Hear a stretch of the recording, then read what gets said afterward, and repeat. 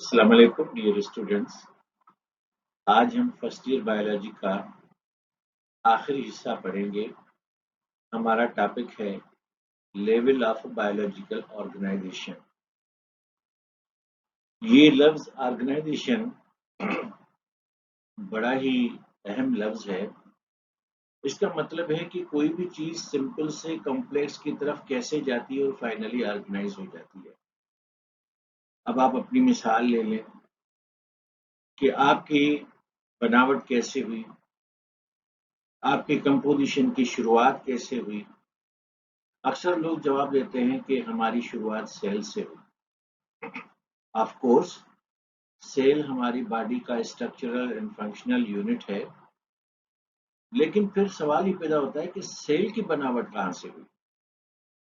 तो उसका जवाब ढूंढेंगे आज के हम इस लेक्चर में कि जिंदगी की इब्तिदा जो है वो सब एटॉमिक पार्टिकल से हुई, फिर उससे एटम्स बने, फिर एटम्स मिले तो मॉलिक्यूल्स बने, मॉलिक्यूल्स के मिलने से ऑर्गेनेल बने, ऑर्गेनेल्स जब ऑर्गेनाइज हुए तो सेल बना, तो यूं एक सेल वजूद में आया।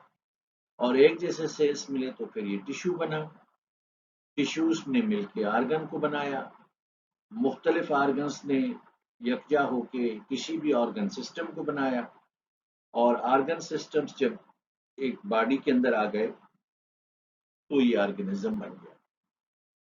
तो किसी भी ऑर्गेनिज्म के बनने की शुरुआत सब एटॉमिक पार्टिकल से हुई। ये जवाब गलत नहीं है कि life begins from the cell, लेकिन अगर हम इसको डिटेल में पढ़ना चाहें तो फिर सेल की भी कहीं ना कहीं से इब्तिदा होती है, तो वो इब्तिदा होती है सब एटॉमिक पार्टिकल से। तो आइए हम थोड़ा डिटेल में पढ़ते हैं। सेल के सब एटॉमिक पार्टिकल्स इलेक्ट्रॉन, प्रोटॉन और न्यूट्रॉन हैं, और इन पार्टिकल्स को जब आप अरेंज करते हैं तो एटम बनता है। जैसे हाइड्रोजन का एटम, जैसे ऑक्सीजन का एटम, जैसे कार्बन का एटम। तो सब एटॉमिक पार्टिकल्स हैं तो एटम बनता है, which you can see on the screen. मुख्तलिफ एटम्स मिलें तो मॉलिक्यूल बनता है। For example water molecule. You know that in formation of a water molecule, you have to have two atoms of hydrogen and one atom of oxygen, because water formula is H2O. That means two hydrogen atoms are required and one atom of oxygen will be required to make water molecule. Molecules जब आपस में मिलते हैं तो कोई organelle बनता है। Organelle कहते हैं पार्ट ऑफ द सेल को। गोल्जी बॉडीज हुए, राइबोसोम्स हुए, माइटोकॉन्ड्रिया हुआ, पेरोक्सीसोम्स हुए, ग्लाइऑक्सीसोम्स हुए, वगैरह वगैरह। तो सेल के अंदर ये जो जितने भी पार्ट्स हैं वो ऑर्गेनेल हैं, और ऑर्गेनेल जब ऑर्गेनाइज हो जाते हैं तो एक सेल वजूद में आता है। Here you can see a cell, this is cell membrane, this area is cytoplasm, this is nuclear membrane and this is nucleoplasm. तो इसमें आप देखें माइटोकॉन्ड्रिया भी है, ये वाला एंडोप्लाज्मिक रेटिकुलम भी है, अंदर क्रोमोसोम्स भी हैं, और क्रोमोसोम्स के अंदर फिर आरएनए भी होगा, डीएनए भी होगा, हिस्टोन प्रोटीन भी होगा। तो ऑर्गेनेल्स मिलके सेल को जन्म देते हैं, और एक से सेल जब आपस में मिलते हैं तो कोई टिश्यू बनता है, और टिश्यूज जब आपस में मिलते हैं तो आर्गन बनता है। यू कैन सी आपकी किडनीज हैं, ये आर्गन हैं। These are the lungs, they are also organ. That is heart, organ है। स्टमक है, ऑर्गन है। लिवर है, ऑर्गन है। ब्रेन, ये ऑर्गन है। तो सिस्टम्स कैसे बनेंगे फिर? ऑर्गन्स जब ऑर्गेनाइज होंगे तो सिस्टम बनेगा। मिसाल के तौर पर अगर हम डाइजेस्टिव सिस्टम की बात करें तो ये आपका स्टमक है, ये आपका स्मॉल और लार्ज इंटेस्टाइन है। तो स्टमक, स्मॉल इंटेस्टाइन और लार्ज इंटेस्टाइन ने मिलकर डाइजेस्टिव सिस्टम बनाया। اس طرح سے آپ کا سرکولیٹری سسٹم ہوتا ہے جس میں دل اور آرٹریز اور وینس ہوتی ہیں. پھر آپ کا ریپروڈکٹیو سسٹم ہوتا ہے، پھر آپ کا رینل سسٹم ہوتا ہے، پھر آپ کا نروس سسٹم ہوتا ہے. تو مختلف آرگنس آپس میں مل کے سسٹمز کو بناتے ہیں، اور سسٹمز جب کسی باڈی میں جمع ہو جائے تو ایک آرگنزم جنم لیتا ہے. اور وہ پلانٹ بھی ہو سکتا ہے، وہ کوئی اینیمل بھی ہو سکتا ہے، کوئی فنگس بھی ہو سکتا ہے، کوئی پروٹسٹ بھی ہو سکتا ہے. تو آپ نے شروعات کی سب ایٹمک پارٹیکل سے، اس سے بنے ایٹم، اور ایٹم سے بنے مالیکیولز، مالیکیول سے بنے آپ کے آرگینلز، آرگینل سے آپ کے بنے سیل، سیل سے بنے ٹیشوز، ٹیشوز سے بنے آرگنز، اور آرگنز سے بنے سسٹمز، اور سسٹم سے بن گئے آرگنزم. اور آرگنزم کو جو ہم نے پڑھا تھا فرسٹ ایئر کے شروعات میں کہ there are 1.5 million species of the organisms. تو اسپیشی کی ڈیفینیشن آپ کو ہم نے بتائی تھی کہ ایسے جاندار جن کا کروموسوم نمبر سیم ہو اور دوسروں سے ڈفرنٹ ہو. مثلا یہ دیکھیں، یہ ریچھ ہے، اس کا کروموسوم نمبر زیبرا جیسا تو نہیں ہوگا نا، اور زیبرا کا کروموسوم ہاتھی جیسا نہیں ہوگا نا، ہاتھی کا کروموسوم زراف جیسا نہیں ہوگا نا. لیکن دنیا کے سارے زرافوں کا کروموسوم نمبر سیم ہے، سارے شیروں کا آپس میں سیم ہے، سارے زیبرا کا آپس میں سیم ہے، ساری ہاتھیوں کا بھی آپس میں سیم. تو اگر جانداروں کا کروموسوم نمبر سیم ہے تو وہ اسپیشی کہلائیں گے. مونکیز کا کروموسوم نمبر 48 ہے، چاہے وہ شمال میں رہتے ہوں، جنوب میں رہتے ہوں، مشرق میں رہتے ہوں، مغرب میں رہتے ہوں. انسانوں کا نمبر آف کروموسوم جو ہے یہ چارلس ڈارون کا عجیب اشر بنایا ہوا ہے کہ یہ 46 ہے. اب افریقہ کے کالے ہوں کہ امریکہ کے گورے ہوں، یا ایشینز کے براؤن ہوں، یا چائنا والے پیلے لوگ ہوں، اس سب کا کروموسوم نمبر 46 ہے. اور چکن جو ہے اس کا نمبر آف کروموسوم دنیا میں ہر جگہ پر 78 ہے، اور فراق کا 26 ہے. اور پسیم سٹائیوم جو کہ مینڈل نے استعمال کیا تھا اپنے کام کے اندر، law of segregation, law of independent assortment, law of dominance, اس میں استعمال یہ وہی پسیم سٹائیوم ہے.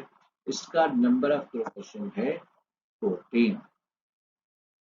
تو جن جانداروں کا نمبر آف کروموسوم سیم ہوگا تو وہ اس کو کہلائیں گے. اب انسان ایک اسپیشی ہے، لیکن دنیا میں کوئی ایک انسان تو نہیں رہتا، دنیا میں بہت سارے انسان مل جل کے رہتے ہیں.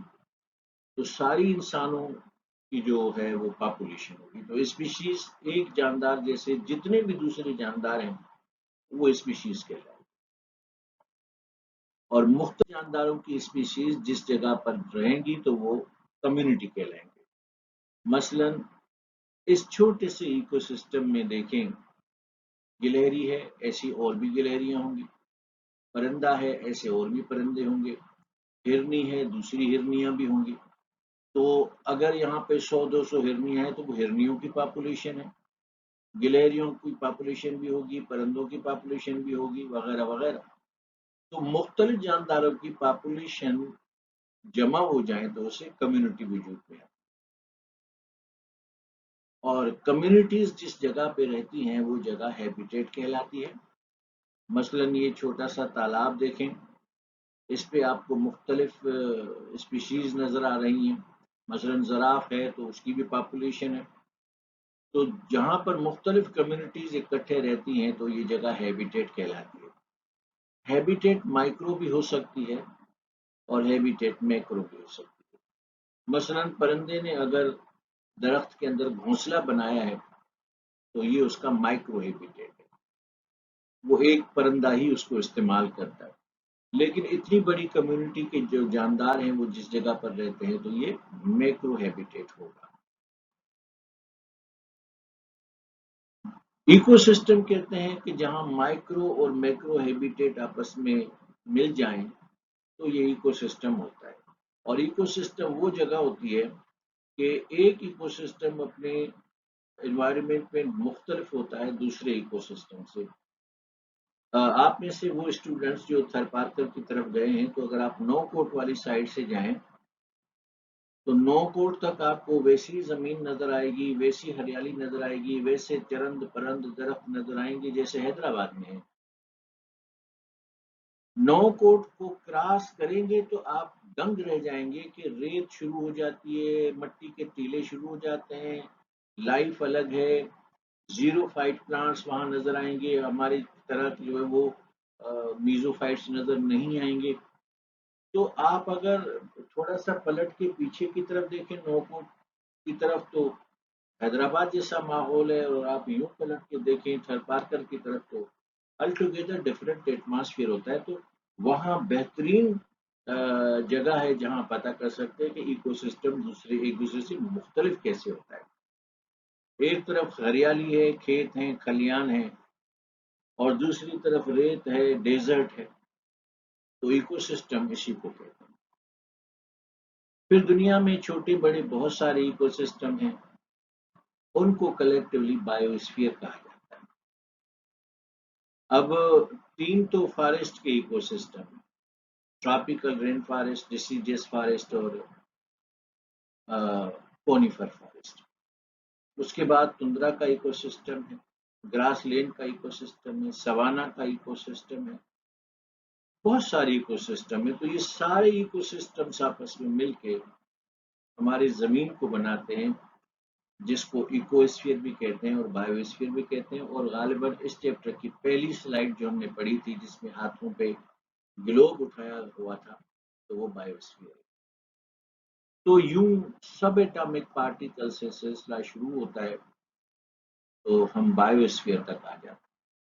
اگر ہم بایو اسفیئر سے شروع کریں تو بایو اسفیئر سے چھوٹی چیز ایکو سسٹم ہے، ایکو سسٹم سے چھوٹی چیز ہیبیٹیٹ ہے، ہیبیٹیٹ پھر اس طرح سے آپ نیچے چلے جائیں، پھر اس میں کمیونٹی آ جاتی ہے، کمیونٹیز پاپولیشن سے بنتی ہیں، پاپولیشن سے اسپیشیز سے بنتے ہیں، اور اسپیشیز جو ہیں وہ کسی آرگنزم کو کہتے ہیں، اور آرگنزم سسٹم سے بنتا ہے، اور سسٹم آرگن سے بنتا ہے، اور آرگن ٹیشو سے بنتا ہے، اور ٹیشو سیل سے بنتے ہیں، اور سیل آرگینل سے بنتا ہے، اور آرگینلز ایٹم سے بنتے ہیں، اور ایٹم بنتا ہے سب ایٹمک پارٹیکل سے۔ تو نیچے سے شروع ہو جائیں یا اوپر سے شروع ہو جائیں بات ہے۔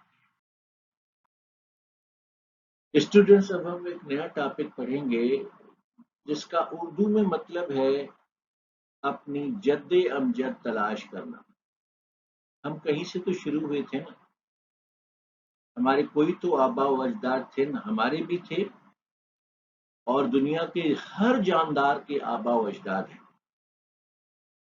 تو وہ ڈے ون سے لے کر جو ہمارے آبا و اجداد پیدا ہوئے تھے، وہاں سے لے کر زندگی کا جو سلسلہ ہزاروں سالوں پہ، لاکھوں سالوں پہ محیط ہے، تو اس میں ہمیں فائلیٹک لینیج دیکھنی پڑتی ہے۔ Phyletic lineage is a sequence of arrangement of species، یعنی اسپیشیز کی آپ اس طرح سے ارینجمنٹ کریں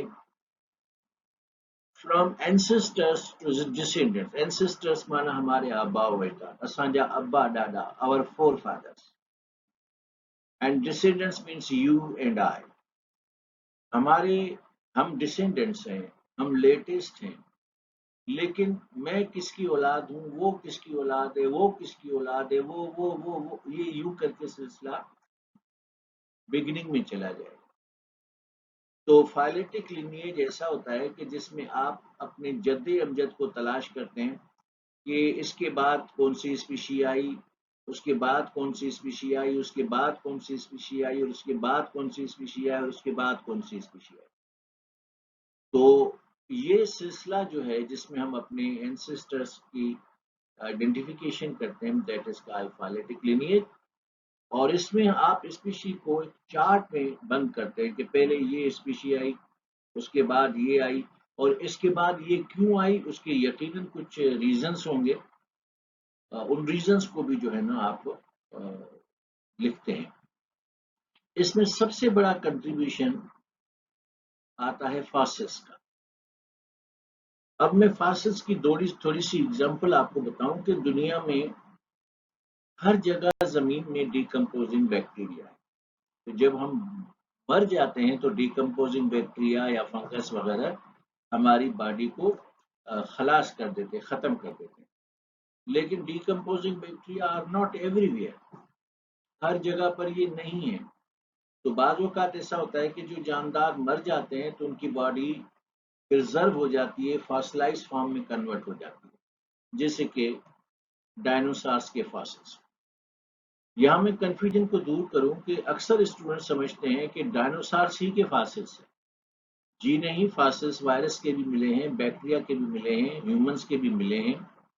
any thing which is preserved in the fossilized form تو اس کو فاسل کہتے ہیں. اردو میں اس کے لیے لفظ آتا ہے رکاز، سندھی میں لفظ ایندو پنڈ پہن، some thing that is preserved for ever. تو آپ کو جب فاسلس ملتے ہیں تو ان فاسلس کے اوپر آپ ایک امیجنری نقشہ کھینچتے ہیں کہ اگر یہ ڈھانچہ ایسا ہے تو باڈی ایسی ہوگی. اور پھر آپ کے پاس آج کل ٹیکنکس اویلیبل ہیں جس کے ذریعے سے آپ فاسلس کو ان کی ایج معلوم کر سکتے ہیں. ریڈیو کاربن 14 میتھڈ سے آپ ان کی ایج معلوم کر سکتے ہیں کہ یہ راکاس یا یہ فاسل یہ کتنے ملین سال پرانا ہے. اس کے بعد جو ملے گا تو وہ اس سے پرانا ہے یا وہ اس سے نیا ہے. تو یوں فاسلس کے ذریعے آپ کو ایک لنک ملتی چلی جاتی ہے اینڈ الٹیمیٹلی آپ ڈسینٹس تک آ جاتے ہیں. یعنی عصر حاضر کے جانداروں کے فاسلس ان کے اینسسٹرز کی ساری ہسٹری بیان کرتے ہیں. تو ہمیں پتہ ہے کہ where from the life was started. Vertebrate سے انورٹیبریٹس پہلے آئے، انورٹیبریٹس میں سب سے پہلے پوریفیرا آئے، پھر نائڈیریا آئے، پھر سیلنٹیٹ آئے، پھر پلیٹی ہیلمنٹس آئے، پھر انلیٹس آئے، پھر مولسکا آئے، پھر آرتھروپوڈس آئے، پھر ایکائنوڈرمٹس آئے، پھر ہیمیٹا کارڈیٹ آئے. ہیمی کارڈیٹ میں پہلے فشز آ گئیں، فشز نے پھر ایمفیبینس کو جنم دیا، ایمفیبینس سے پھر ریپٹائلس بنے، ریپٹائل سے پھر برڈس اور آخر میں میملس، اور میملس میں سب سے آخری میمل میں ہو رہا ہے.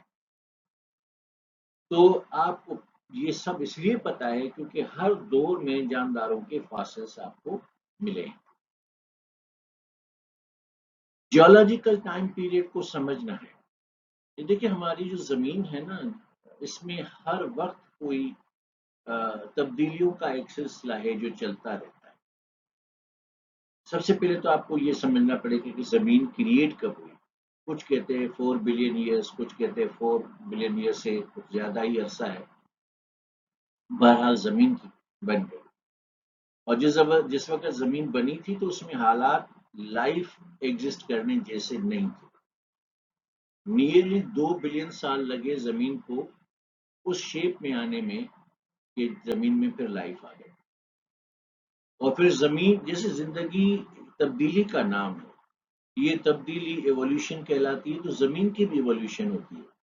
تو زمین کے مختلف ادوار ہیں، اس میں سے کوئی پیریڈ پلایوسین ہے، کوئی یوسین ہے، کوئی لیگوسین ہے، کوئی مایوسین ہے، کوئی پلایوسین ہے، کوئی پلیسٹوسین ہے، کوئی ہولوسین ہے. یہ زمین کے اندر مختلف جیولوجیکل ٹائم پیریڈ گزرے ہیں. اور اس کو اگر آپ اس چیز کے نظریے سے دیکھیں تو یہ ملاحظہ کیجیے گا کہ 4.6 بلین ایئر پہلے زمین بنی، اور زمین کے اندر جو یہ جیولوجیکل ٹائم پیریڈ آتے گئے، اور یہاں پہ دکھایا گیا کہ کس جیولوجیکل ٹائم پیریڈ پہ کون سے جاندار ایوالو ہوئے، کون سے پیدا ہوئے. اور انسان زمین پہ آخری اسپیشی ہے جو جیولوجیکل ٹائم پیریڈ کے حساب سے جو ہے ایگزسٹ کرتی ہے. اور اس کا سیدھا سیدھا تعلق اس کے اینسسٹر سے. تو ان کے بعد یہ آئے کس پیریڈ میں، ان کے بعد یہ آئے کس پیریڈ میں، یوں کرتے کراتے finally you come to the conclusion انسان کس پیریڈ کی پیداوار ہے، اور اس سے پہلے کون سے جاندار تھے، اس سے پہلے کون سے جاندار سے. بعض جاندار تو شروع سے ہی چلتے آ رہے ہیں، تبدیل ہوتے ہوتے ہوتے ہوتے یہاں، اور بعض جاندار ایسے بھی ہیں کہ جن کی بیچ میں ایکسٹنکشن ہو گئی ہے.